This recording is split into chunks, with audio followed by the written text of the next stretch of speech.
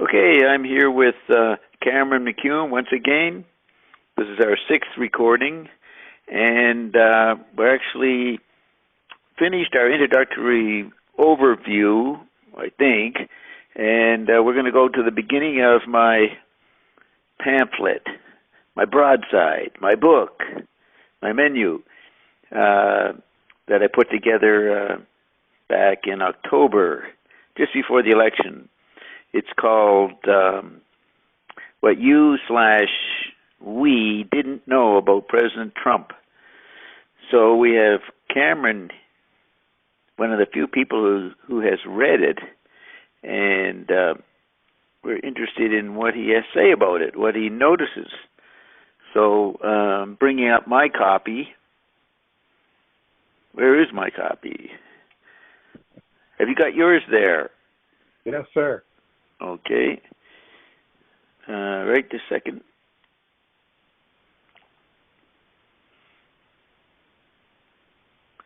All right, mine's coming up. What do you notice first off? Well, I'm a little worried that when we talk about the early pages of the book that we're going to get back into the introduction that you're hoping to leave. Because the thing that strikes me at the start is you're wanting to get out of the cul-de-sac of the typical things that are said about McLuhan: medium is the message, global village, media ecology. And the tetrad. That's right. And then you get into the question of how the intuitive man takes precedence over the analytic man. Yes. It comes from a letter McLuhan wrote in 1959. And if memory serves, McLuhan just before then had been in Winnipeg, and he had given the substance of that letter to a men's business club in Winnipeg. So to me, that's very interesting that McLuhan sort of kept a foot in his in the place that he was not born in, but grew up in and remained in from age 4 or 5 until 22 or 23. Let me say this. The letter that he wrote, that I'm quoting, is to a businessman he didn't know. So it's significant that he got the idea of writing to businessmen after speaking to them. Yes. Yes. Maybe he might have been, that person might have been recommended to Marshall from somebody at the meeting in Winnipeg. It's possible. I think it was written to a man by the name of Morgan. Yeah. I think, wasn't Morgan an executive in McLean Hunter or a firm like that? I'll quickly look that up. Yeah, I don't recall. You just need to look into the letters. Yeah, that's where I'm going right now. But I think, I think the editor, William Toy, remarked on Morgan's response, right? How else would I know it?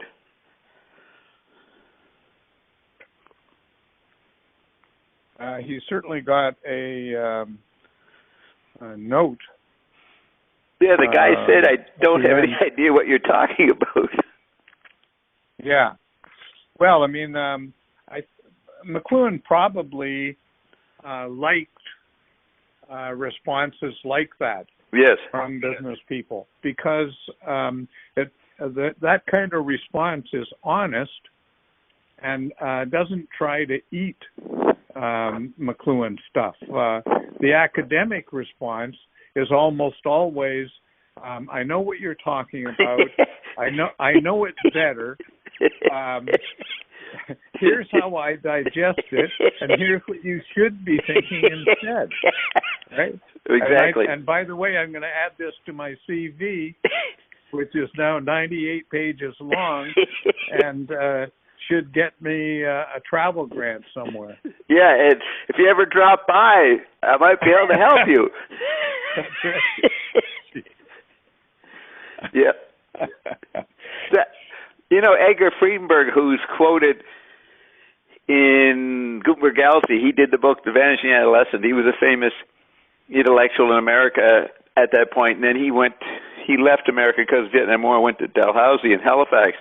So I sat in on his classes for 5 years in 73 to 77, something like that. And he once told me that he met a major minister who'd be in the news back then, a minister of trade or something.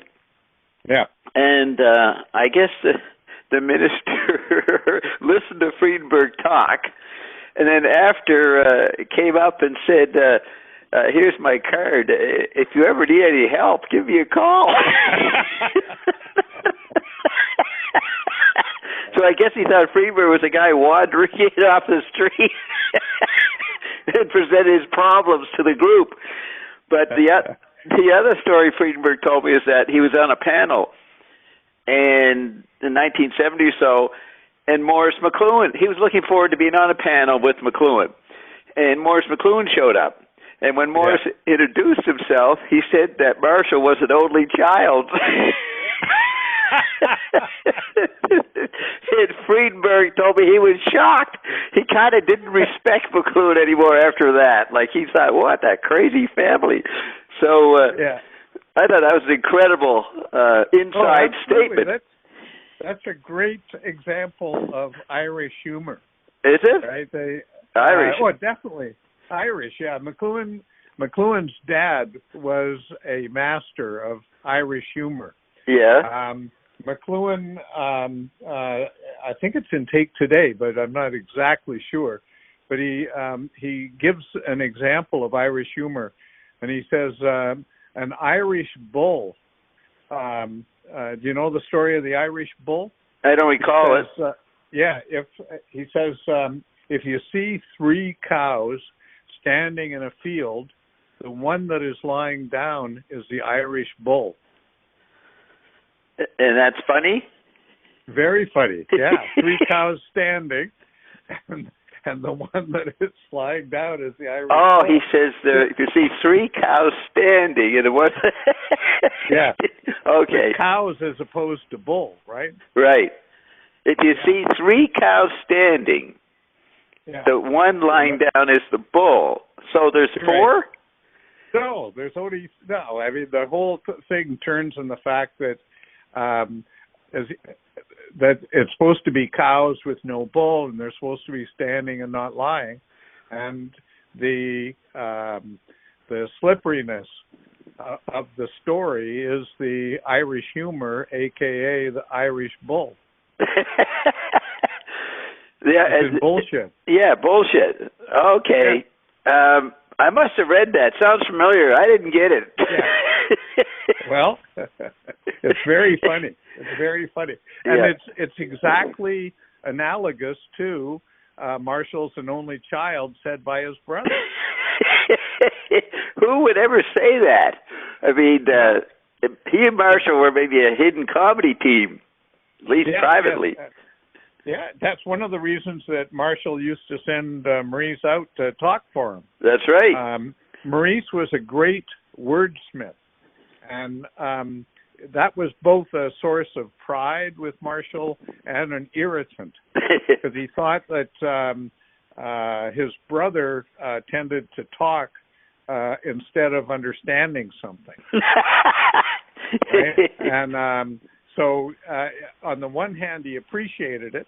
It was something that his brother got from his dad. But on the other hand, it pissed him off. Yeah. Okay.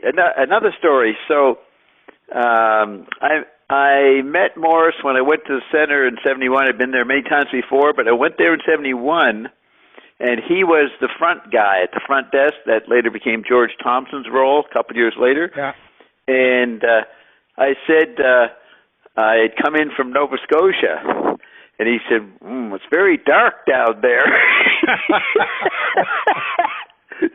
I was shocked at this rude commentary about where I'd come from. And I said, well, at least it's green. That was all I could come up with. And that was that. So then 4 years later, on a Monday night, I got to meet him again. He was there. And he had not been around. I didn't know where he had gone. But he had actually, I found out later, gone to Sheridan College, out in Mississauga or someplace, and taught there. And there's a great video that a student made of Marshall, January 75, teaching at Morris's class. And Marshall says a lot to the students. It's a very revealing interaction. So Morris made... Have you ever seen that? Richard somebody... No, I haven't. What I find interesting there is, I believe, McLuhan's old friend from Winnipeg, Carl Williams, was the head of Sheridan College at that point. No, Williams was out there at Western University. No, he became the president of Western in '77, I believe. No, he was president when Subliminal Seduction, Wilson Bryan Key got in trouble, and Key was teaching at Western. I guess it was Western, one of those places outside in Ontario, someplace, far from Toronto. And the Williams did not help. He was president. He did not help the faculty flack that Key was getting. And Marshall wrote to him. And I noticed this. I have it, the correspondence. And Williams didn't come through for Key on behalf of Marshall. So I'm pretty sure I'm accurate on that.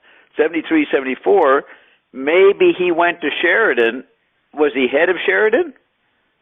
Well, I get a little mixed up with the names of the satellite campuses. Okay. The names change, right? Yeah. So I think the Mississauga campus started off as maybe Mississauga College, and then it became Sheridan, and unless I'm, compressing two different places together. And I was under the impression that in the middle 70s, that's where Williams was. But no, here it is. I just did a quick run through here. Just brought him up. Where's this? President's biography. Says David Carlton Williams. Yeah. He was president from 67 to 77. Just look what it says. Dr. Williams, and this is Western University propaganda, right? It's an inside bio. Dr. Williams' presidency was one of buoyant optimism, during which Western, the university, continued to grow and diversify.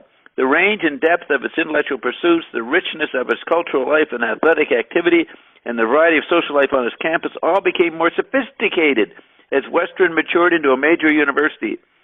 After completing undergraduate studies in his home province of Manitoba and pursuing graduate studies in psychology at the University of Toronto in 1940, so where's McLuhan is at Madison? No, he's in St. Louis at that time, right? 1940. Williams served as an officer in the RCAF during the Second World War. Following the war, he returned to Toronto, where he became vice president of two new colleges at Arundel and Scarborough before being recruited as Western's fifth president. So Arundel, Scarborough were, I guess, parts of the University of Toronto, but that was before 67. Correct.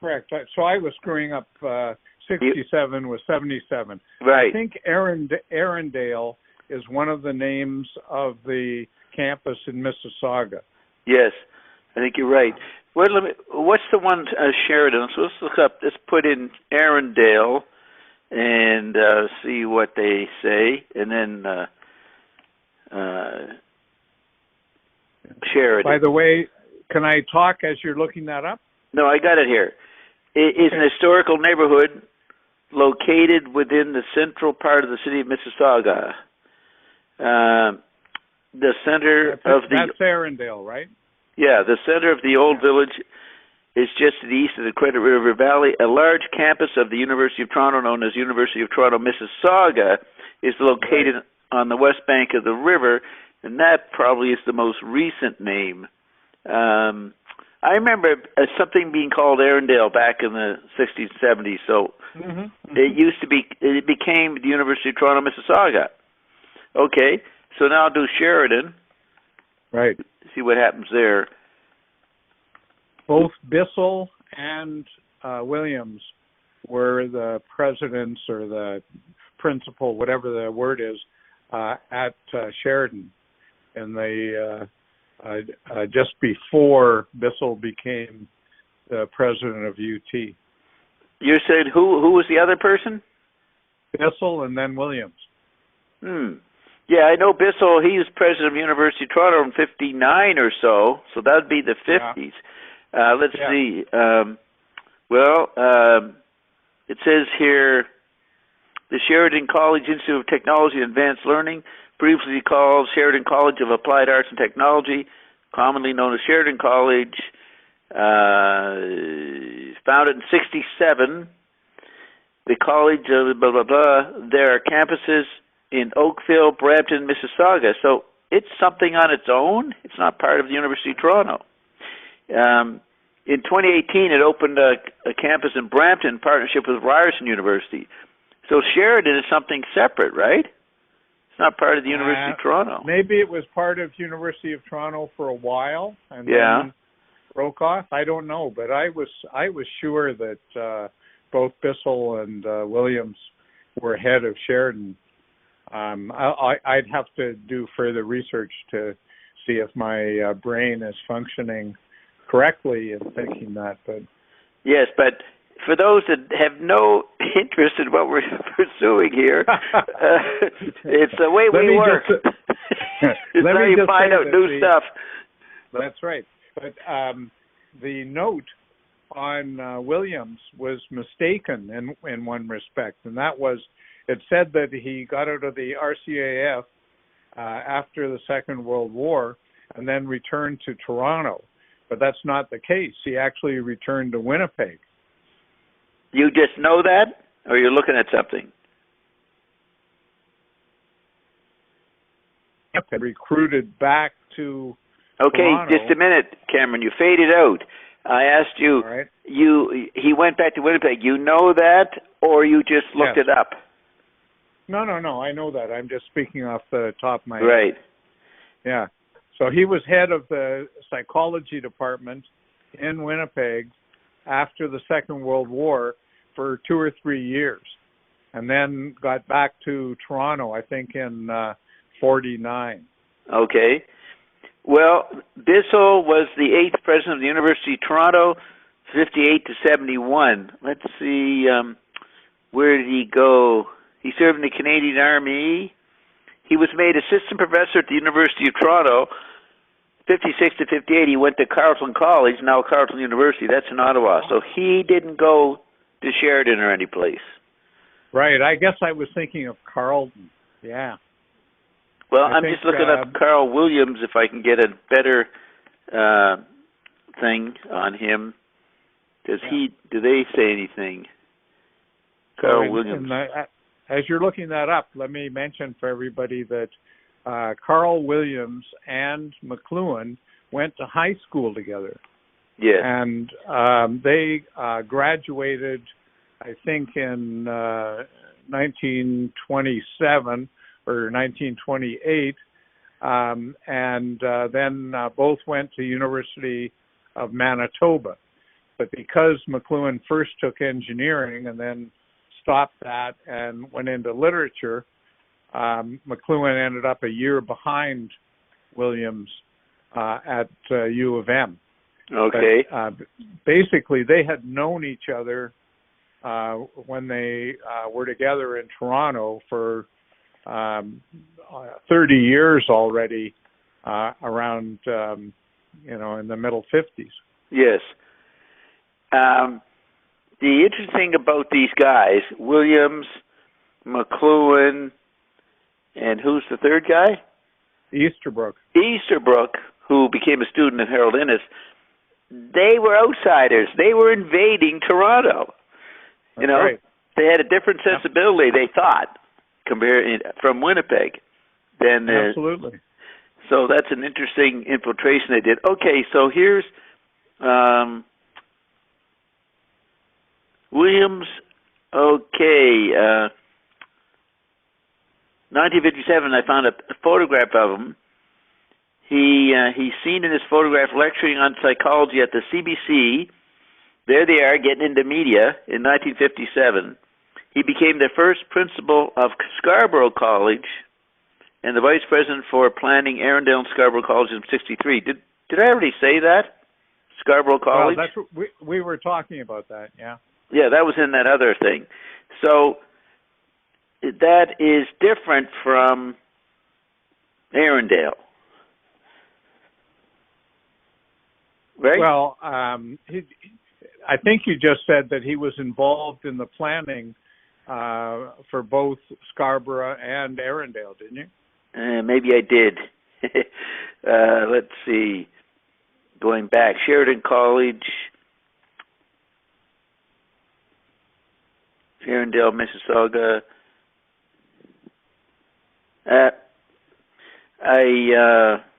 Maybe I did. I wasn't talking about far back. I was talking about what you just said moments ago when you looked up Williams. What did I say? Well, I thought you said that I thought you read that he was involved in the planning for Scarborough and Arundel. Right, but I'm going back to what was said in Western. Maybe they said that because I read it. I read something a little while ago. Yeah, but that's not when you were talking about the picture of him lecturing at the CBC. That's not at the Western blurb. No, that's on a page. That's in a University of Toronto page, and I right. think it was there that you read about him. Okay, so look at this. He, at Western it says he returned to Toronto where he became vice president of two new colleges at Arundel and Scarborough before being recruited as Western's fifth president. The thing is that Sheridan is linked to Ryerson because Sheridan's an applied arts technology place like Ryerson. So the point, what we have grandly discovered, that Williams did not go to Sheridan. Well, wasn't Ryerson a part of University of Toronto up to a certain point? I don't think so. I never heard of it. It was 5 religions. Trinity, St. Michael's, something else. 4 or 5 religions was made up the University of Toronto. Well, here we go again. Let's look up the history of Ryerson. Yeah. It's these kinds of asides. I don't know if it's very enlightening for the vast public. No, it isn't. But they should learn how this is how you discover things. Absolutely. This is dialogue, and this is words and ideas sparking off each other. Yeah. And right, okay, campus expansion. Where is the... Okay. During the Second World War, some people and the Toronto Board of Education saw a need to provide specialized institutes that would provide educational vocational training for specific jobs for returning veterans. So nothing to do with the University of Toronto. The idea to create an institution that spanned the gap between secondary education and universities was the result of a trip undertaken by Kerr to Massachusetts Institute of Technology in 1943.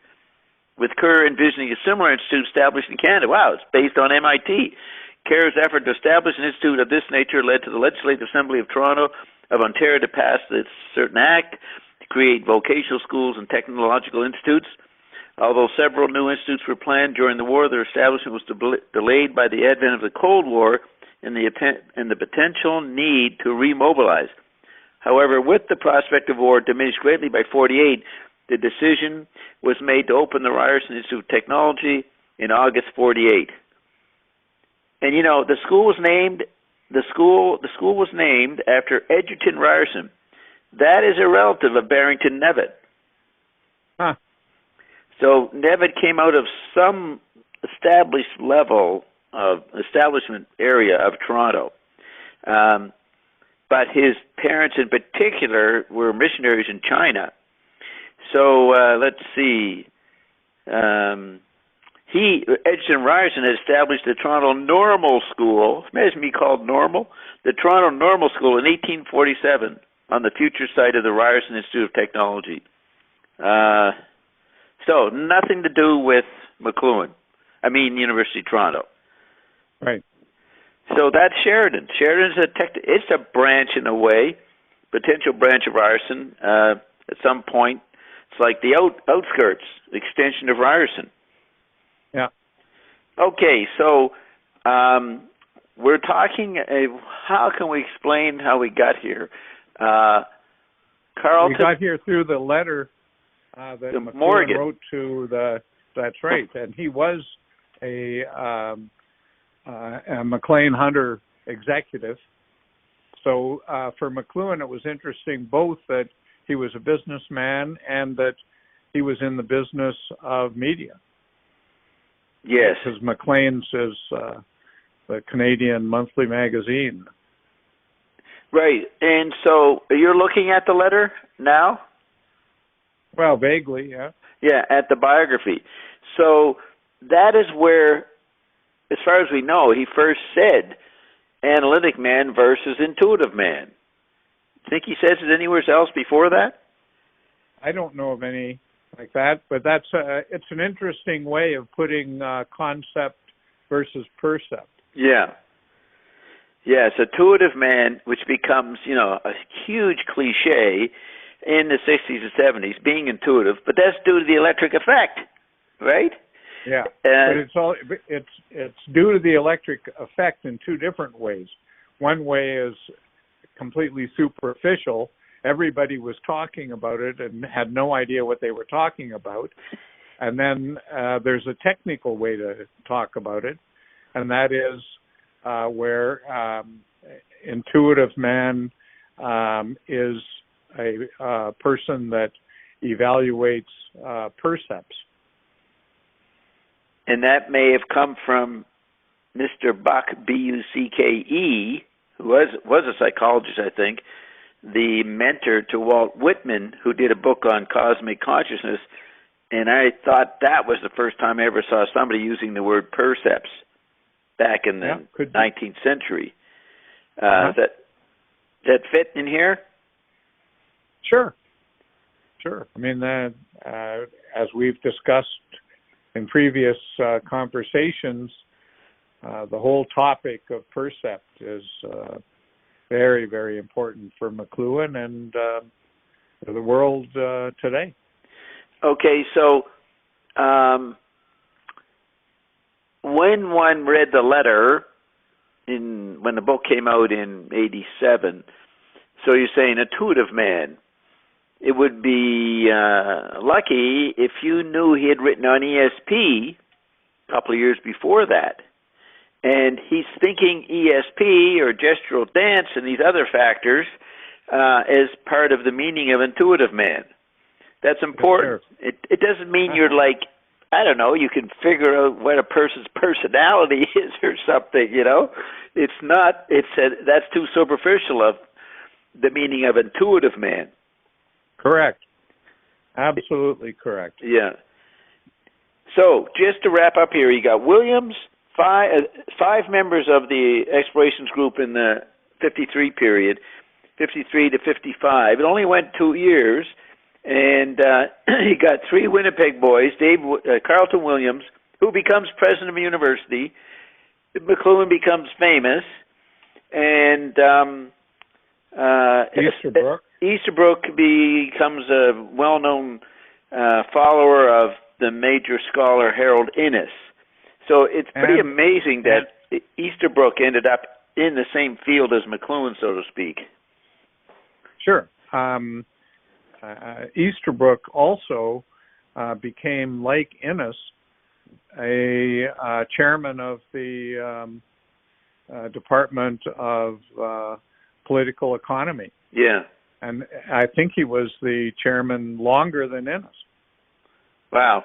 Yeah, so they're all successful. Do they get high marks in high school? Did you look into that? I haven't looked into that. I think Rich Altman in Winnipeg may have looked into that. Yeah. I tried to look into McLuhan's grades at University of Manitoba, and they wouldn't give them to me. Mm. So the same legislation may pose difficulties for the high school. Right. Okay, so here you have these three guys in high school together, involved with each other. No, Easterbrook is not in high school. He was in McLuhan and Williams were going to a high school on the south side of Winnipeg, and Easterbrook was on the north side. But somehow they spent a lot of time talking together, I think even in high school days, or was it once they were in university? I haven't been able to... sometimes you get the impression from what McLuhan says that he knew Easterbrook very early. Yeah. But how that would have happened, I do not know. Maybe through high school debating societies, something like that. But I haven't been able to confirm that McLuhan knew Easterbrook in high school. Yeah. All I know is... Go ahead. All you know is... is that they didn't go to the same high school. Did they go to the university together? Yes, and not only did they go to university at the same time, they were in the same engineering class.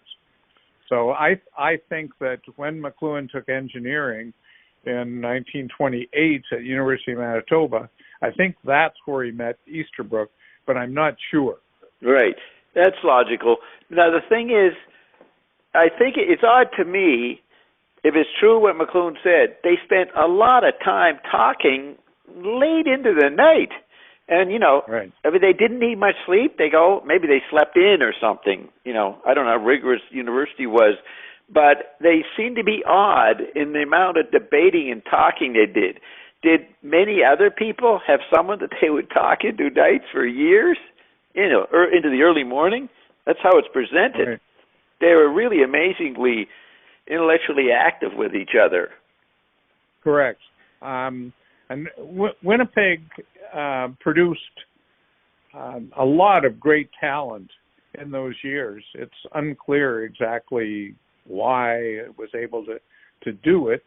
But probably in the case of McLuhan and Easterbrook, they recognized in each other minds that were superior to those of most folks, and they recognized minds in each other that they had to understand if they were going to sort of grow intellectually, grow out of themselves. Yeah.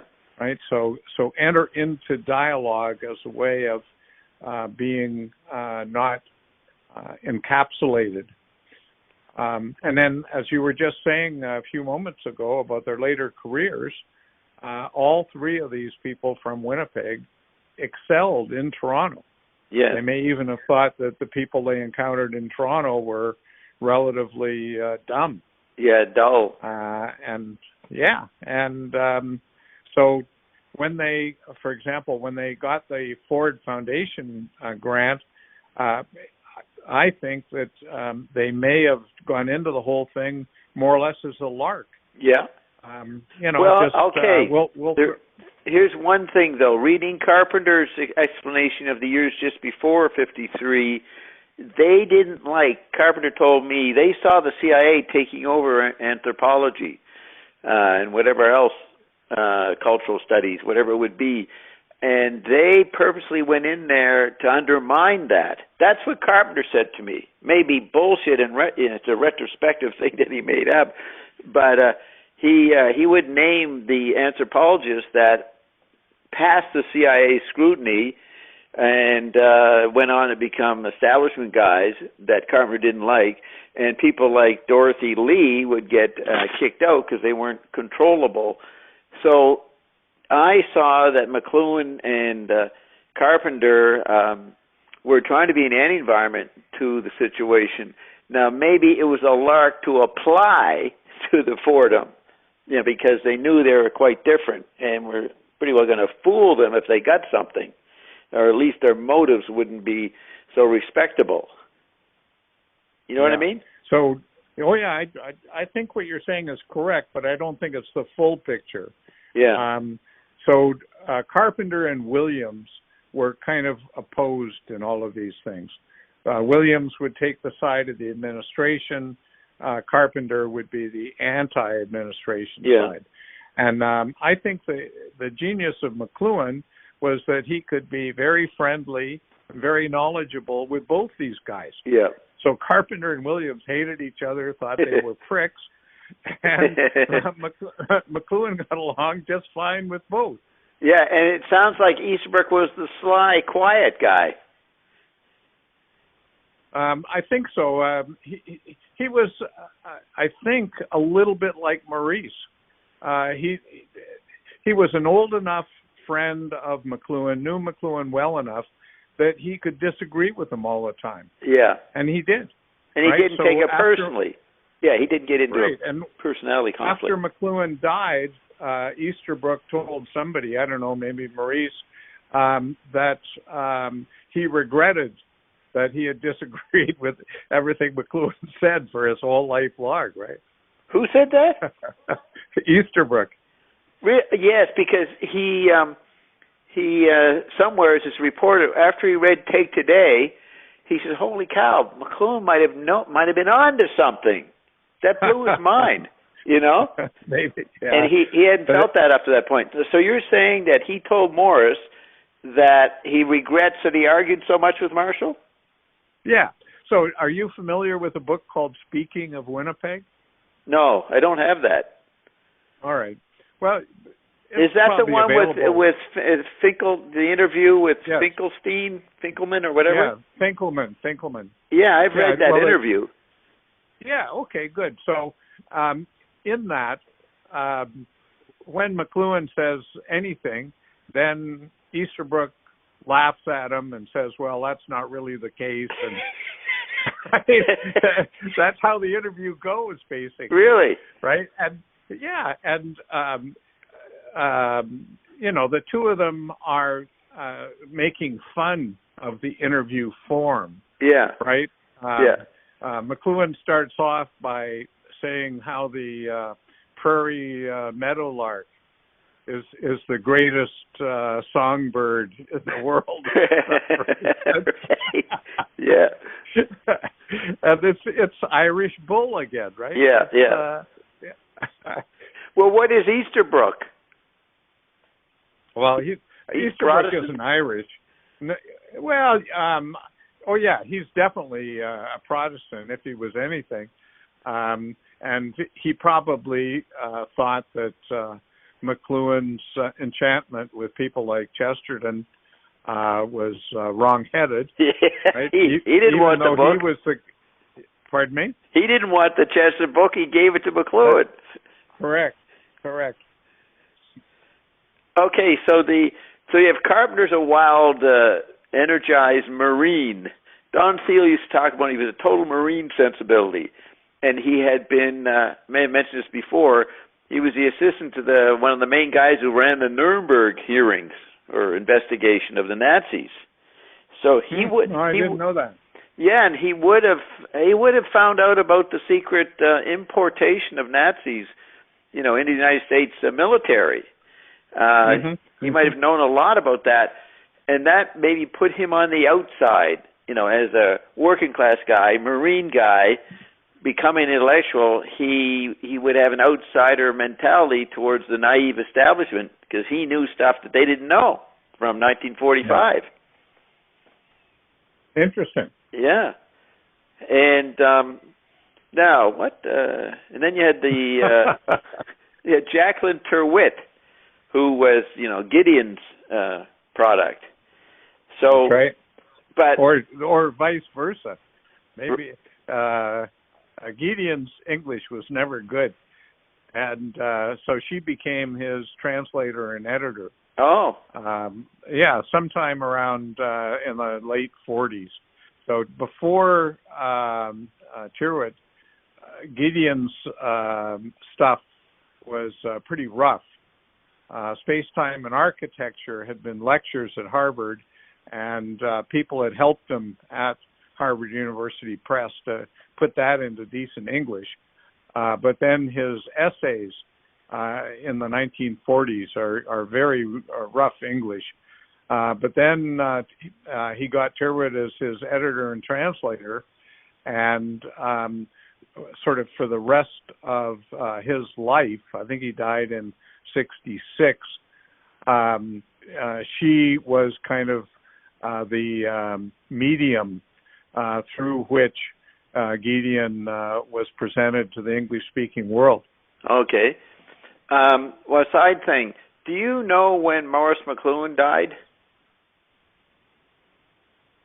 I don't, but I if I had to guess, I'd say around 96. Okay, because it's curious. There's no obituary. Very hard to find out what happened to him. Where did he disappear to once he wasn't teaching at Sheridan anymore? It's odd that there's no record.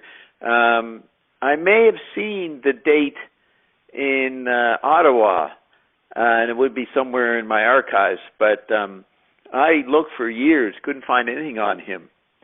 And then maybe I finally saw it there, but I can't remember what it was. Let's see. The other really important thing is, who is James Joyce's best buddy in his last couple of years? Well, I guess you're headed towards the Gideons. That's right. This is really amazing. Space, time, and architecture. That's Finnegan's Wake. It's about maybe even Ulysses. Space, time, and architecture is different media environments. You see what I'm saying? Oh, absolutely. And that's not only is it different media environments sort of via suggestion, it is exactly different media environments by intention. So Gideon, in the early 1940s, was playing up the idea that the crisis of Western civilization, as seen in the Depression and then in World War II, was a product of the disintegration of truth. And what Gideon said was that if we're to regain a notion of truth to guide our civilization again as it once did, what we need is for people from different faculties to speak together and to find the common truth that they already have, but they don't know that they have. Right? So he used the image of an orchestra where everybody was playing in their own little cubicle, a little bit like COVID, actually. Yeah. But so the orchestra, everybody's playing in their own little cubicle, and they don't know that they have some sort of common orchestration, right? And so for Gideon, the great need of Western civilization is for its best minds to speak together and to enunciate the common truth that they already have, but they don't know. So this is what McLuhan took up, this notion from Gideon, and it's what he presented to the University of Chicago in 1946-47 yes, as what the University of Chicago should support. His proposal wasn't for a new department at UC. It was for UC to help get the money for an independent college. Independent whole what? Idea. Sorry? An independent college, did you say? Yeah. an Okay. independent college. Yeah. So, he wanted millions and millions of dollars, and they just waved him away. He was asking too much. Yeah. But the idea that Gideon had in the early 40s and that McLuhan had proposed to UC in the late 40s was the germ of the Culture and Technology Seminar. And what happened to McLuhan in 1953 to 1955 in that seminar is he got knocked away from the ideal that he had from Gideon. Yeah. He found out that it may be easy to say that we're going to get these people together and they're going to agree on truth, but it doesn't happen, right? They just end up yelling at each other. Right? So then he had to find another way to go about it. And a couple of years later, he came up with the idea of the medium as the message. Right, and yet he was always looking for a team to help him.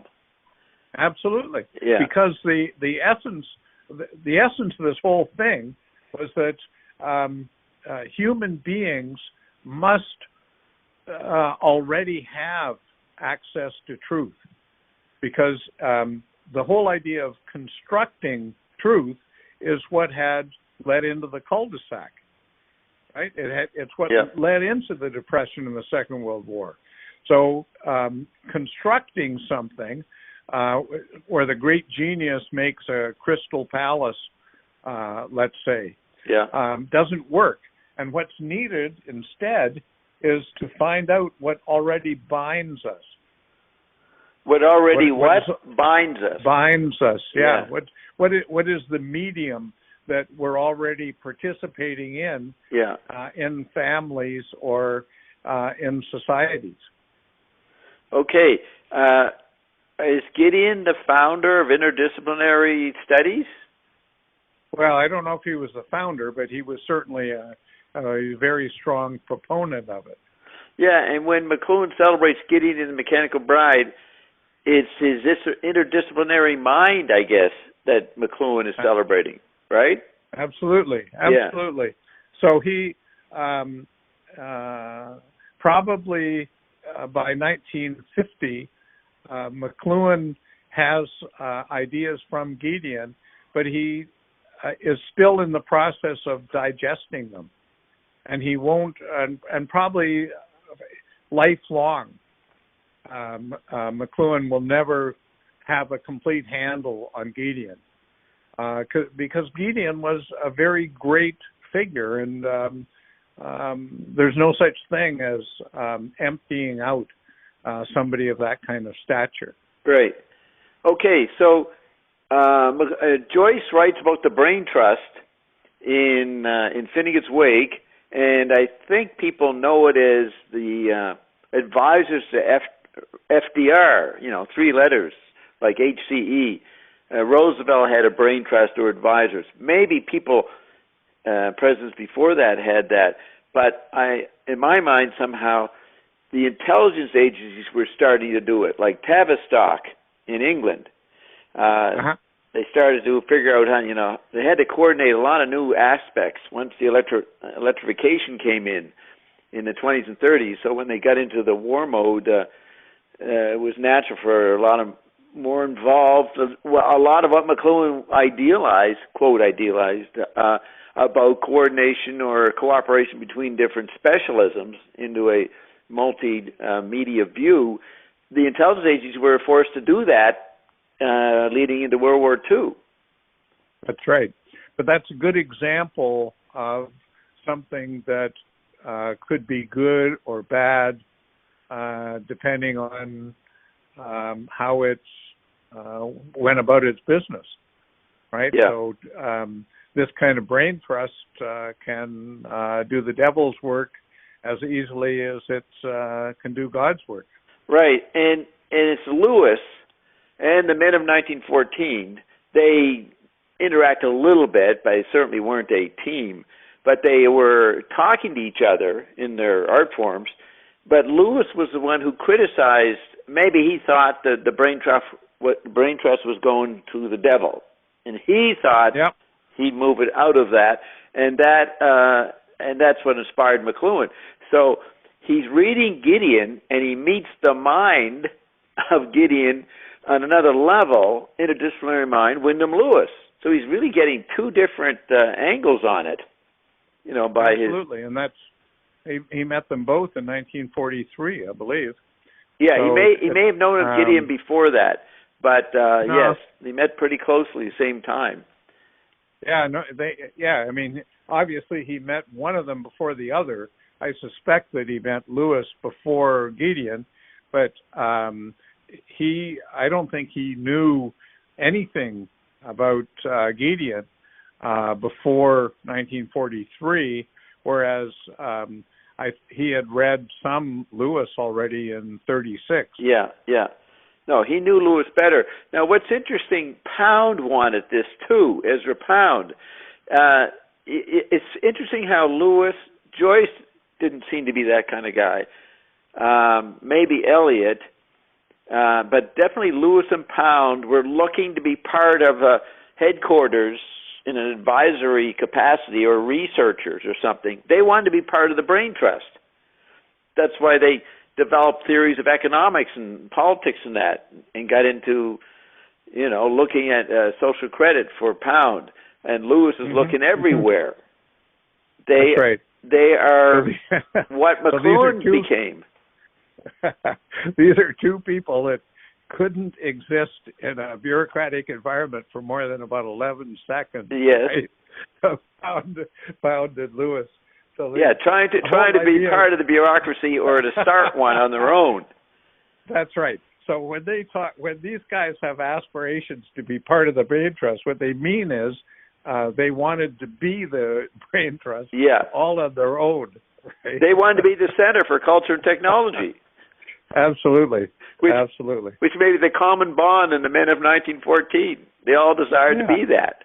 And, of course, McLuhan writes about that as an Egyptian kind of art form when he talks about Burroughs. That's right. And he talks about Lewis in that essay. So I'm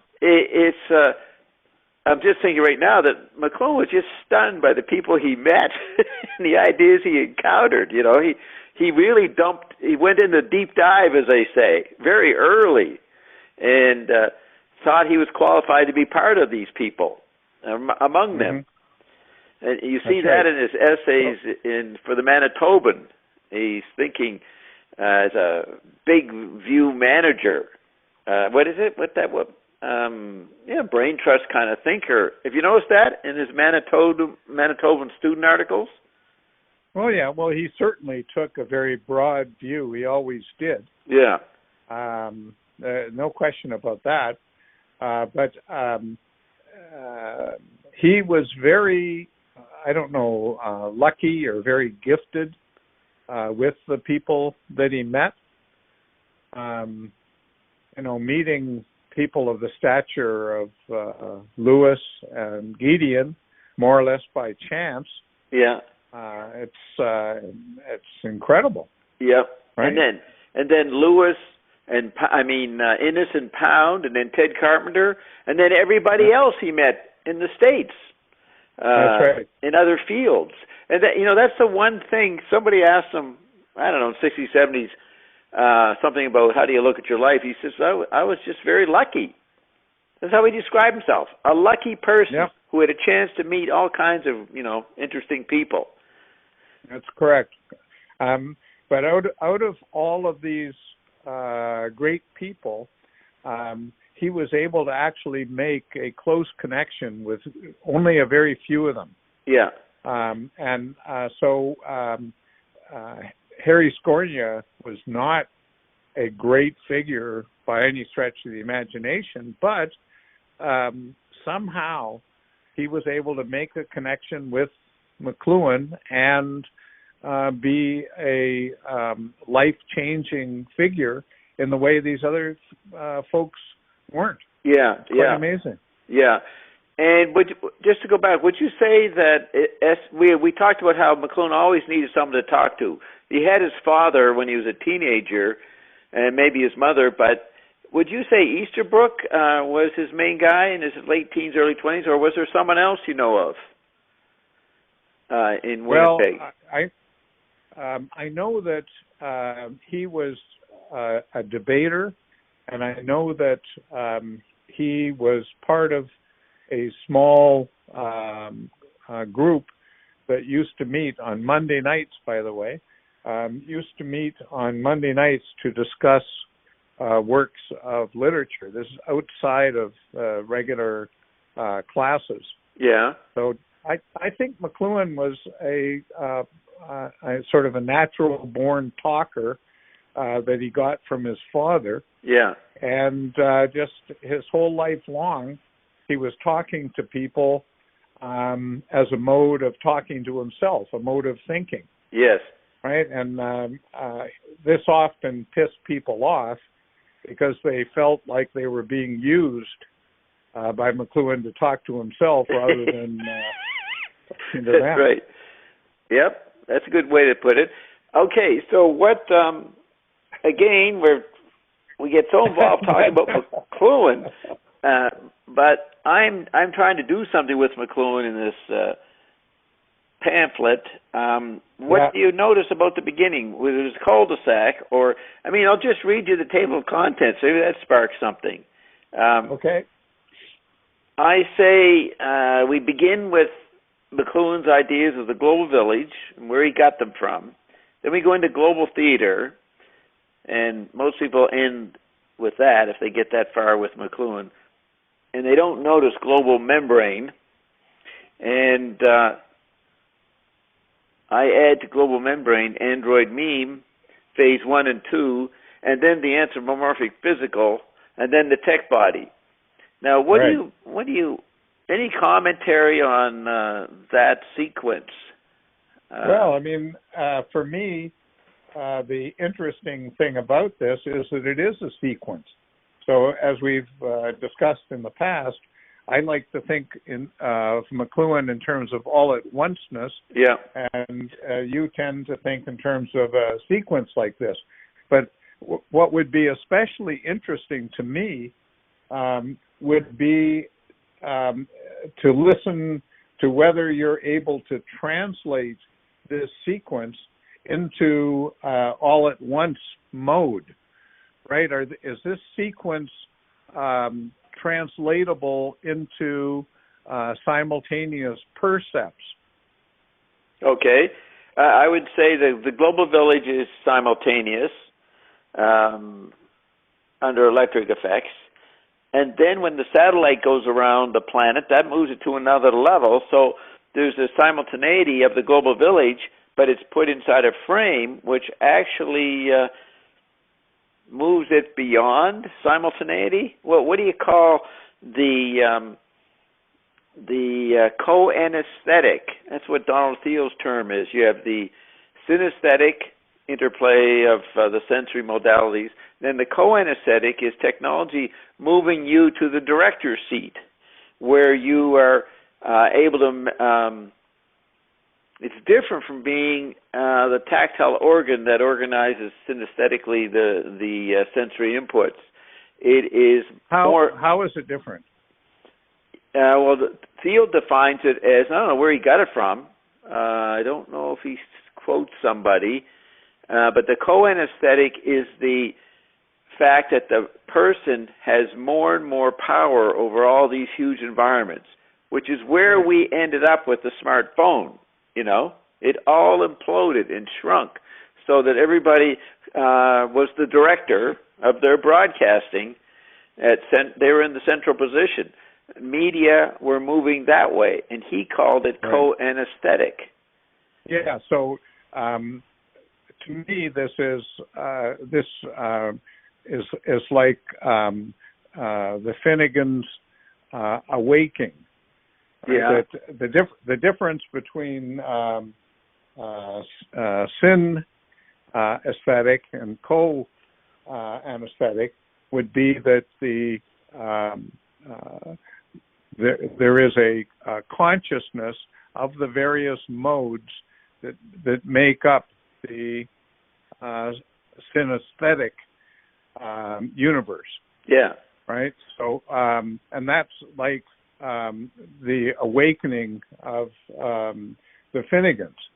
But what I don't understand is how there is seemingly something beyond that. Okay. That's where I get into the global membrane and the Android meme. So, so what you were just describing, becoming conscious, that's the co-anesthetic, like right. the orchestrator, the conscious orchestrator. So that is the global theater, beginning with the spaceship as a metaphor of the human floating around the planet, but not inside it, and not inside the immediate environments. He's starting to retrieve separateness. Yeah. So that's like the satellite as the right? In co-anesthetic. Yep. So the co, at least in the past, often had a hyphen, right? If it was co-director or co-whatever, it'd be co and then a hyphen, right? And so the what you're talking about is with the spaceship, the hyphen is brought in. The hyphen was always there, but it wasn't known to be there. Right. No, that's good. That's the interval. Yeah. The hyphen be the interval. Okay, so then you get to the global membrane, which he uses, as far as I know, first in '64 in his review of Burroughs in December '64. The membrane is a further implosion and interaction, don't want to say ESP, but it might be, that expands. Maybe it takes the co-anesthetic and then expands on the synesthetic again. So it's more integrated. Well, You agree? That's what you were saying? You were saying yes, that's what you were thinking? I sort of was thinking along those lines. But I was thinking of it more or less as an objection to what you were doing, right? Because you were talking about a sequence, right? And whereas what I hear you saying just now, and that I agree with, is that it seems like there's a kind of breathing in and breathing out going on here, where the blast off goes into satellite mode, which emphasizes the interval, the the hyphen, the separateness, right? Yeah. And then with the membrane, I see this as a going back to the sin aesthetic, but emphasized, right? And so you have the going out to the satellite and then going back to the same environment as before, but seen more clearly or seen more emphatically, something like that. Right, and this is what in my essay, The Cloning of ESP, the blocking and merging dynamic. And McLuhan says this somewhere in the DuLine newsletters. You have the outer trip, cars, jets, airplanes, and satellites, while you have the inner trip, which is going into the extensions of the central nervous system, radio, TV, and maybe computer circuitry, and then the hologram maybe. So there is the outer trip of technology and the inner trip, but they're going to more and more come together. But the breaking point is when technology takes on a life of its own in 1968, when he says they become living organic environments. That's a new separation, but it's not the human.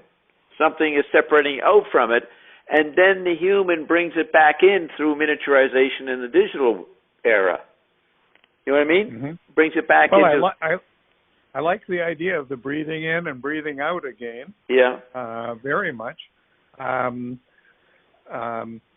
would just comment to the idea that there is an an organic living reality to something that is not strictly human, that is not only an expansionary idea, it also goes into the interior landscape, and it does so because one of the things that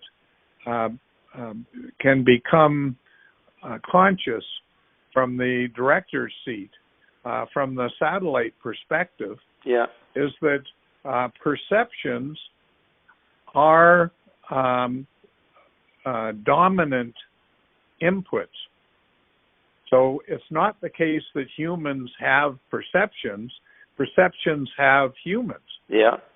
And perceptions are alive and are controlling and are huge. And I think what I hear you saying, McLuhan becoming conscious of after 68, is this side of perceptions. Yep. Percepts, I should say. Yeah, that's a good way to do it. And he lays that out in his art critic talk in 1970, August 70 in Ottawa, where he's telling them there's no more concepts possible. It's all percept. He's very extreme on that.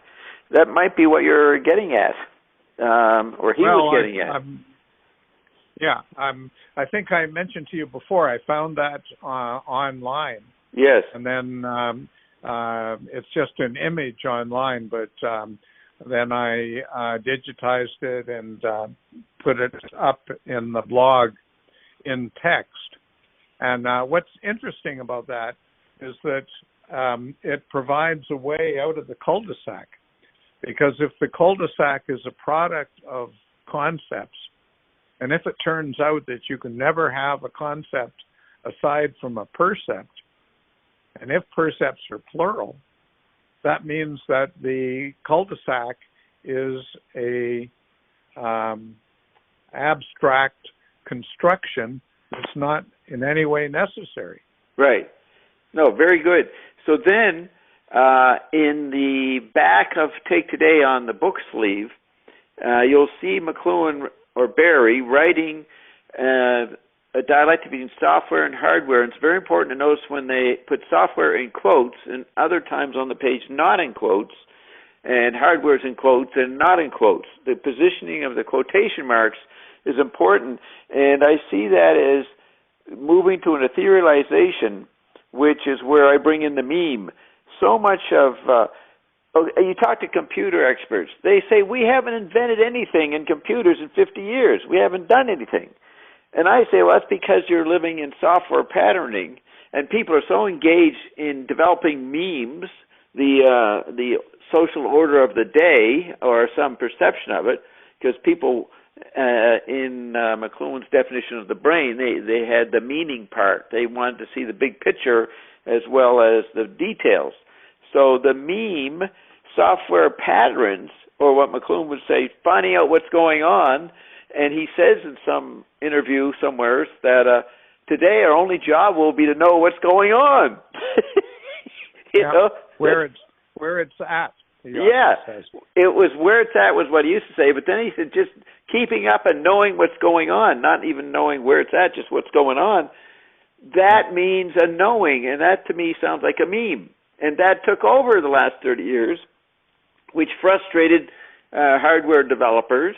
The Moon program, all these things were subsumed into this endless production of memes, which now the kids do daily on a tinier and speeded up level. You know what I mean? Process memes every 8 minutes, say, or every 5 hours. But it was slower in the 60s and 70s. But definitely, the invention of hardware was knocked off a bit.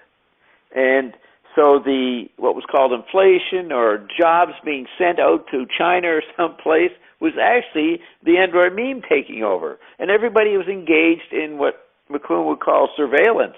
And espionage became our daily activity. That's what I'm saying we get to with the Android meme. And then the Android meme.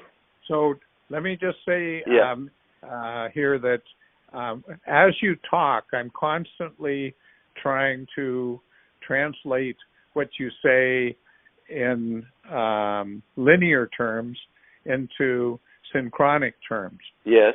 Right? And so what I hear you saying there is that when the better view or the better observation of percepts is possible from a satellite perspective, but that better view is not necessarily for the better. Right. There are many ways in which that view becomes distorted. And, a despot. McLuhan calls it a despot somewheres in Take Today. Yeah, exactly. That's very much like Jungian psychology calling these kinds of archetypes. Well, speaking of dominance, right? Despot and dominant go together. A despot is a authoritarian figure, and a dominant is a god that is per se authoritarian. Yeah. Right. Yeah. So well, it's a strange condition. We need to keep up. That's the despotic tyranny we're inside of. It's not bureaucratic. It's not freedom of speech. It's the pressure to have a sense of what's going on, because we're constantly making. We know unconsciously we're making sense, not matching, and we have to tune into what's been made. And so news monopolized that, the word that makes the market, McLuhan called it. But there was a battle of over what was more important, and so you had endless conferences in all the fields, everybody trying to say what the role of their field was in relation to the Android meme and how could they become an Android meme or a meme. But it was Android and robotic and post-human. Post-something, post-chemical body was the process. I mean, can you see that? We are people, they spend their time the last 30, 40 years knowing what's going on. Now, did Eskimos do that or the Inuit? They were out there freezing and in their igloos, and then a storm would come or not, and then they say, oh, we got to go get those seal or whatever they hunted. Is that a state of a constant paranoia and involvement in exploiting the environment? You know, is that where we are today, exploiting what's going on? I mean, to know what's going on. When I translate this into my synchronic mode, one of the first things I do is think that if we speak about today, or if we speak about Eskimos 500 years ago or something like that, we're always talking about something that is very, very complex, right? So there were dumb Eskimos and there were smart Eskimos. There were Eskimos that were smart about hunting but dumb about what to talk about in the igloo, and there were people that were great in the igloo but shitty in hunting, right? So yes. Very, very complicated situation, and we can't talk about the Eskimos. And similarly with today, I think that what you're talking about is definitely something that's going on, but is it going on as if there was nothing else going on? No, I don't think so. I think what you're doing is you're pointing out that there are aspects of the interior landscape which now are emphasized in particular ways which have taken over, yes. just as a weather front can sweep into an area and it basically takes over everything. That doesn't mean that there aren't other things there. It just means that they become inconsequential, right? Well, so that's the new ground. That's right. But that doesn't mean that nowadays there can be a grandmother sitting somewhere who doesn't have an iPhone, doesn't know anything even about television or something, and who can be very, very intelligent. But she is disappearingly small in the overall weather front or overall solution that is modern history. Yeah. Right? So I see you talking about a aspect of what's going on that is, it's very clever the way that you talk about it and convincing, but I don't see it as history. I see it more like chemistry or more like meteorology. Meteorology. Yeah. Yeah. Okay. Well, okay, so I'm a meteorologist. Yeah. What's the problem? A good one, yes, a good one. Yeah. So there is a sequence. What is the simultaneity of what I'm talking about, aside from the sequence? I mean, a later weather, a later ground comes in. I got Android Meme Phase 1, Phase 2, and the thing that we were always trying to be tuned into and figure out what's going on in the 60s, 70s, 80s, suddenly you didn't have to know what was going on. It took on a life of its own. It went somewhere else, and what it was made up of, chemical bodies weren't involved in it. So that's where I say the second phase of the Android meme of the weather is the technology start doing it to themselves, creating Android memes, so to speak, something like that. They're engaged in themselves, and this leaves people with no reference point or no ground other than whatever obsession they can find. And then people start becoming eccentric, isolated, and antisocial, and robotic, and all the things that villages 150 years ago would not understand. Right. And so you could say, one way of taking that would be to say that it's a concrete embodiment of the cul-de-sac. Yes. And so once we say it's a concrete embodiment of the cul-de-sac, we can say it's one property of the percept that takes itself to be a concept, right? So that's, now we have a synchronic or all at once view of what you're talking about. It's a translation of it.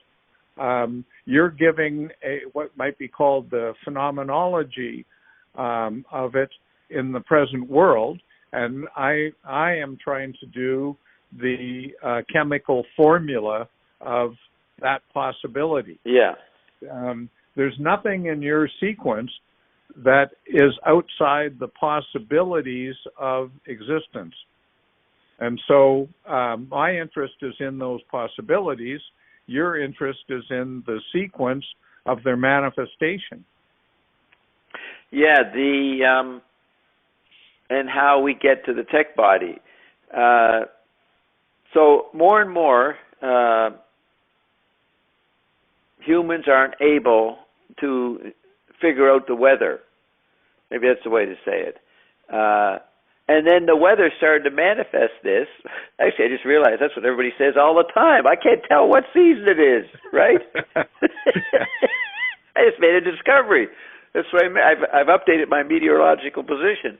And it's proved in the pop culture where it's a commonality the last 20, 30 years that people are, experiencing winter in July, and it's all mixed up. Now, that's right. I had an interesting... And notice that Go that's ahead. in both the exterior landscape and the interior landscape. Yeah, and they're getting all mixed up. Now, now, when I say they get all mixed up, they're getting mixed up, I'll have to just go back and see McLuhan already stated that. He said the inner and outer would get mixed up, public and private awareness. So what I'm developing, you can see the elements, the basic elements, are already in McLuhan. He's got it covered. It's like the way he would say about Finnegan's Wake, it had every technology that was possible was in Finnegan's Wake. You know what I mean? That would be coming. Yeah, that's why the all at once view needs to see It doesn't matter if it's in Joyce or in McLuhan or Hegel or Plato. The question is, do the range of possibilities that these people see cover all the eventualities? And one of your tasks in life is to bring out eventualities that people may not have seen. That's right. Yeah, I'm trying to find out what's actually new from the Eternals. Now, so it is it's not new from the Eternals. It's new, unremarked. Yes, okay, it's in there somewhere, but it hadn't been noticed. I like this point that the weather's mixed up. Did people experience that in Aristotle's time? Maybe once 10 years, some weird anomaly happened. No. But that's taking it too literally.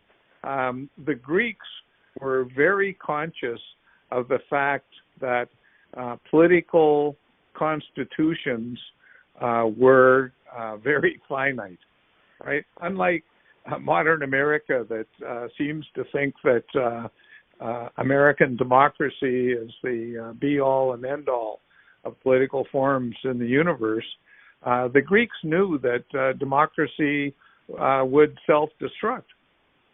And so if you think of civil war and of the breakup of empires, Thucydides is largely a history of the breakup of the Athenian Empire. Yeah.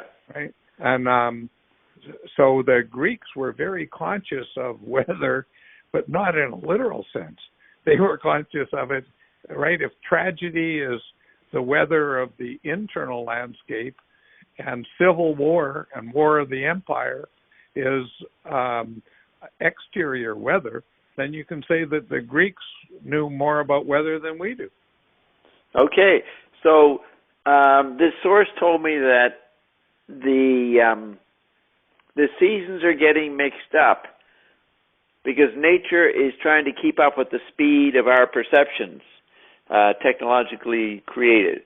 And so it didn't know what season it was, trying to keep up with us because we were synesthetically hallucinating or altering or mixing up the dynamics more and more. So I always keep that in mind of what I'm trying to describe, that whatever nature is, because there's nature that is not what's categorized or an effective visual space, and then there's visual space nature. But the holistic thing... And then there's nature is seen from the satellite where it's disappeared. Yes. And so all those factors are being caused by humans. So you come to this point, this crazy statement in Take Today, which I think I brought up, where we have achieved we have arrived at the recently achieved forms of consciousness.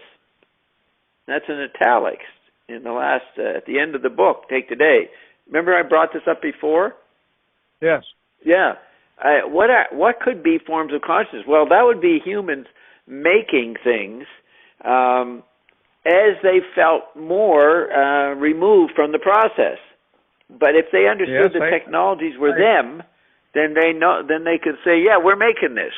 But the tech body is something that has really made us think that we can't control it. So people have said for 50 years things are out of control. I remember people saying that in the 60s. Technology is out of control. Well, we've refined that and made it more threatening or more real with each new Android meme phase, which was a result of the miniaturization and digitization and hologramization of everything. And you can see this is what Bucky Fuller would talk about, or other thinkers. I'm always interested in how we think past them. Can we get past them? Maybe the difference is that their crisis is not as bad as ours. Well, I think you said a whole lot there that would require some parsing. What would McLuhan say? Yeah. Wait, what was his phrase? We need to, he had a phrase for that. We need to break that down a bit, Bob. Let's. I hope he would say we need to step back. Yeah. Oh, is that what he'd say? I don't know. I don't know. Let's step but back. in any case, I think we need to step back for what you said. And I think the key to trying to decipher all that is the word making. Yes. Right? Because when McLuhan talks about making, he is not at all talking about making from scratch. Right. Right? He is talking about the fact that when we see the truth of things, we don't see the truth of things as a matching. We're not capable of matching. So we see the truth of things as making, but people screw up that percept in two different ways. Sometimes they think, well, we're making it, therefore there's nothing there. Or they say we're making it, therefore we don't know what is there. And both of those are wrong, because making is fully capable of true perception, but it needs to be appreciated as something as brought up at the end of Take Today and at the end of Finnegan's Wake as a keys to given. Right. Right? Yeah. Yes. So the what happens with making when it is dislodged from how can I say, an allegiance? No, when it's dislodged from an allegiance to what is given, then making gets out of control. Well, and that's definitely what I meant. You're repeating me, I think. Okay, could be. Complimentary words. I'm trying to learn from you, Bob. No, I like what you say. That concretizes what I thought I was saying. But yeah, we got too much making. They used to 100 years ago. They complained about consumer mania, people being too passive, too much of consumer uniformity. I've seen the last 20, 30 years we're in producer mania over making. Mm-hmm. Yeah. There's this. I've heard about some thinking group. I don't know what they're called. Rebel Wisdom. No. Intellectual Dark Web. Some of those guys, they use the term sense making, and I don't know if they use the word sense matching, but they're trying to find out what's happening with meaning, and they came up with sense making. And they don't know anything about McLuhan, but McLuhan had that already, sense making. Absolutely. But I wonder if most people on the intellectual dark web, I don't think would mean sense making in a good way. Right. Maybe Jordan Peterson would. Another Albertan born University of Toronto professor, by the way. Well, he's like he's the mirror image or the opposite of McLuhan. Have I told you about this? It's an interesting fact. We could. I'll just remind you one thing, Bob. When we started, you said something about your time being limited. Yes. I'm fine to go on, but no, I've got another 15 or 20 minutes.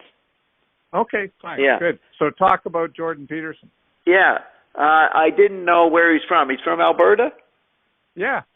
Okay. Born west of Edmonton. Okay. So you have McLuhan. He is seen, I call him the Madison Avenue icon, Madison Avenue's version of him, as someone who is explaining the disappearance of visual space and people think he's for the disappearance of it. But he's an expert on what's coming new, the mass man, which is not just limited to tribal space. So he is a guy coming out of visual space who's an expert on what's coming and what we're losing with visual space. He comes out of the University of Toronto. 50 years later, it's a different world. It's now been, okay, the visual space world was the given in the first half of the 20th century for normal consciousness. And then there's the radicalization by the global theater, and McLuhan's on top of that. Now, the takeover of the mass man, tactile autonomy mixed in with the merger creates a need for an anti-environment. And so visual space is retrieved. And it comes out of the University of Toronto, and that's Jordan Peterson, providing an anti-environment like McLuhan, but in the opposite direction. He's trying to figure out, can we save visual space? And McLuhan's wondering whether we save tribal space, because he knows we're even going beyond tribal space. So it's interesting that these two phenomena come out of the same place, Toronto. Right.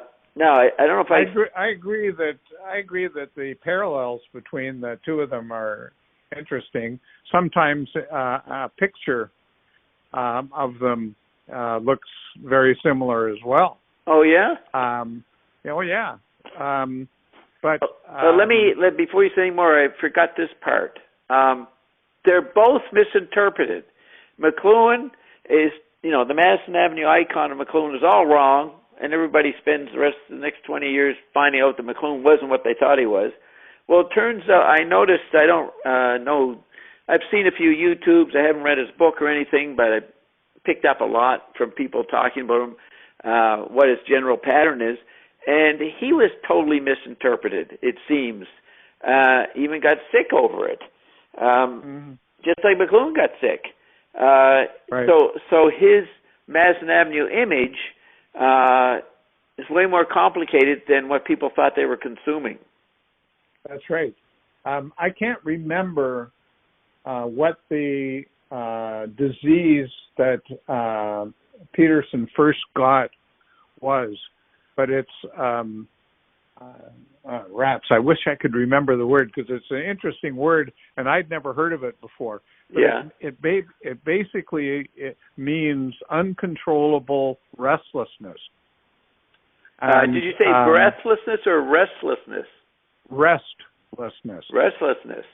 Kinetic. Yeah. So that, yes, it's an inability to sit, an inability to stay in the same place for any more than a couple of minutes or something like this. And this, I've seen a description of Peterson by his daughter that could have been applied perfectly to McLuhan in the 60s and 70s. And in fact, in Judith Fitzgerald's book on McLuhan, she describes him exactly like that. Right after the 1960 stroke, you have somebody that's basically unrecognizable because he's become so frenetic. He cannot sit still. He cannot abide loud noises. Right. He is fidgeting all the time. And then you flick over to the description of Peterson by his daughter, and it's identical. Wow. Right? So it's if, speaking in your terms, I could say that the tech body took over these guys because they were threatening to, usurp its function or something. Yeah. And so it came to possess these guys. Yeah, they both were trying to be anti-environments to their situation, but were seen to promote it, what they thought they were being an anti-environment to. Peterson, he's not promoting the what is that? hive mind or something. what Trump and them call communists or socialists, right? The socialists take it over. The hive mind, the political correctness of that, or the cultural correctness.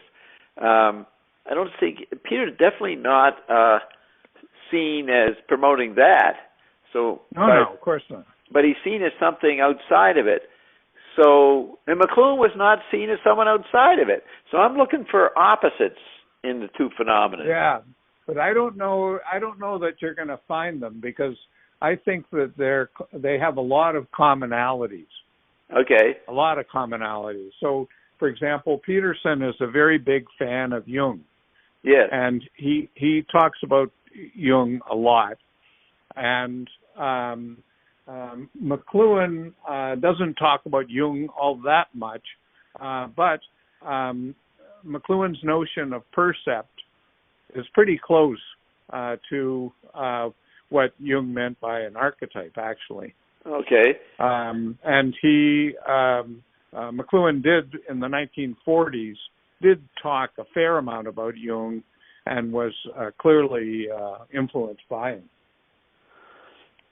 Up to the point of, Harold Bloom-wise saying, no, Jung missed it. There's other aspects that I'm going to point out that Jung missed about the archetype, and maybe the materiality of it, of the environment. Could well be. I mean, McLuhan didn't take Jung at his word, right? Jung was a very influential figure very early in the century. His essays were translated already before the First World War, some of his early essays. And, people read them and were intrigued by this different way of looking at psychology. Yeah. But then nearly everybody sort of chewed on them for a while and came up with, their own version. Yeah, I was just thinking was the criticism of McLuhan, his impersonalness, failure to deal with the individual. Jordan fills that in.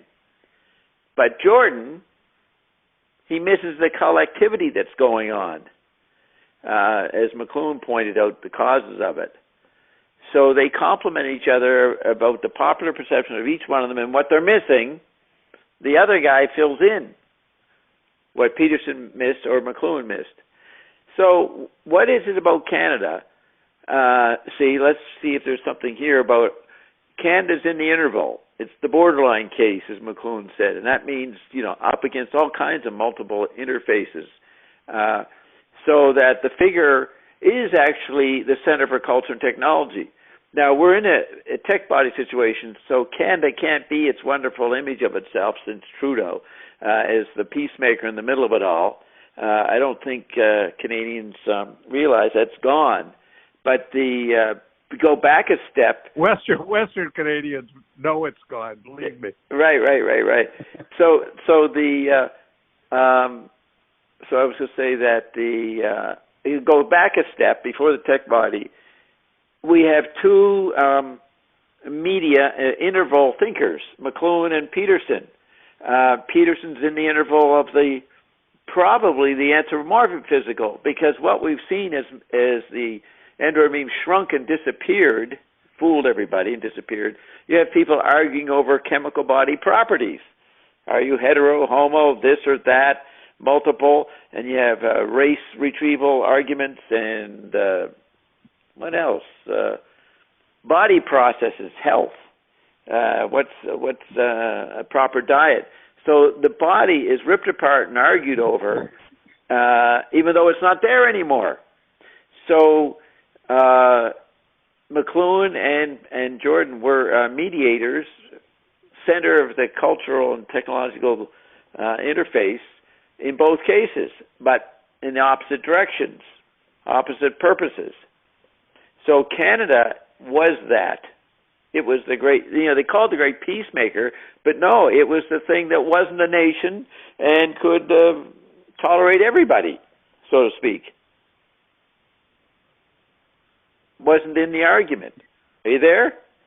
Yeah, I am, but Yeah. I didn't follow you. You went from not being the peacemaker to being a divided country and having all sorts of different people in it. But those two things seem like a fair definition of peacemaker to me. Well, that's what I mean. Yeah, but I don't think the word peacemaker is accurate. That's a hardware thing, stopping wars. No, Canadians were good at being the mediator in the software meme argument, in the discussion, in the endless talking heads. It had an image of fairness and interest in everybody. Americans don't have that image. They're aggressive. They take over. They're what McLuhan called kinetic and manipulatory. So that interval position, I used to call Canada the Switzerland of the solar government. You know, the gnomes of Zurich were in Switzerland, and they were of the secret world government on the finance banking level. But we moved beyond that into the orbiting economy, and Canada is the Switzerland of that new. It would like to think of itself as that anyway. Oh yeah, well, and people like to think of Canada that way. Yeah, it was all agreed. This is in the. Yeah, but it isn't. No, I agree. But the point is, in the last stages of humans thinking that they could still manage a situation, they had to assign roles. So Canada had that role, and everybody praised Canada, but none of it worked. Right. I see McLuhan didn't work, and Jordan doesn't work. No anthropological or anthropomorphic thinker is up to speed of what we're dealing with. So that's what my book, and that's represented by Donald Trump. He's the president we can't deal with, or post-president. Okay. As the tech body. As always, I'm sitting. As always, I'm sitting here. Well, the problem is I'm trying to, as you speak, I'm trying to translate this into synchronic mode, right? Okay. All at once mode, and I'm fine when you talk about something getting out of control or not being controllable or something like this. Yeah. I don't have any problem seeing that as the natural extension of certain structures that are all at once possibilities in the interior landscape. I have no problem seeing that and thinking that you're talking about good stuff.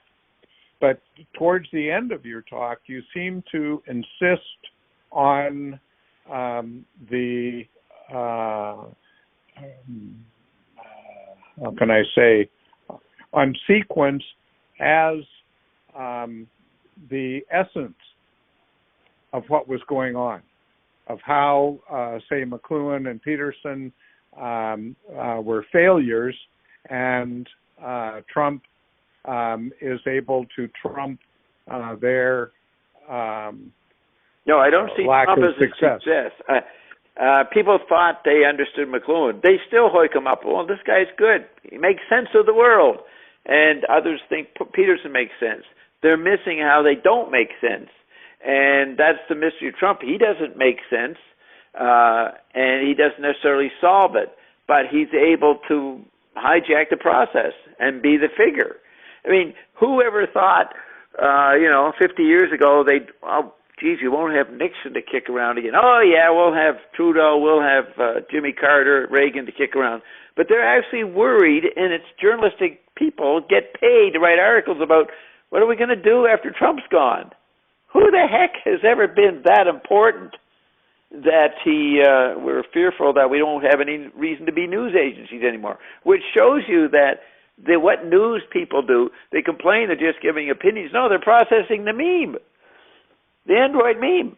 They're trying to process the thing that's come alive and has taken over everything, and that's why they don't do old-fashioned journalism or investigative reporting.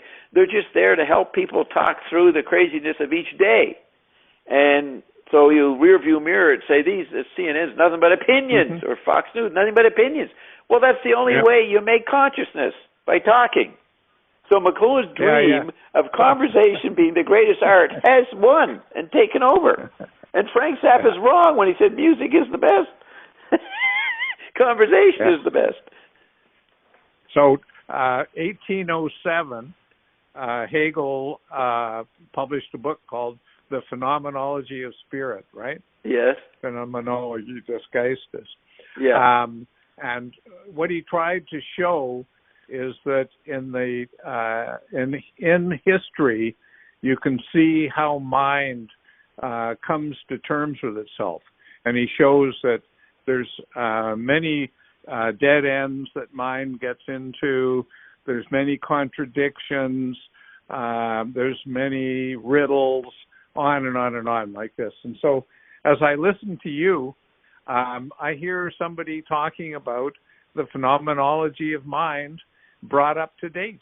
Yes. Right? I agree with that. Talking, how does mind wrestle with itself and try to understand what's going on with it? And, I find it insightful and enjoyable. Very good. Well, we will continue. Yes, sir. I think I've reached my limit. I have to do some stuff. I understand. Yeah. Good. Oh. Well, keep up the good work. Did we get it? Beg your pardon? I say keep up the good work. All right, thanks. So we are discussing the book, aren't we? We're doing it. That's right. All right, we got there. In our own odd way. Odd fellows. Yeah. And, so listen, next week, one housekeeping thing. Next week is the 24th. Are we going to talk then, or is that too close to Christmas to do? No, I don't celebrate much in Christmas, so it's not a big deal. But I'll tell you that if I'm available, and you'll say whether you're available. If not, we'll do it then we get into New Year's Eve. So right. We'll see. So, let's just see what happens. Okay, we'll just leave it open. Yeah. Okay. Thanks a lot, Cameron. Another great talk. Okay. You too, Bob. Bye-bye. Okay, bye.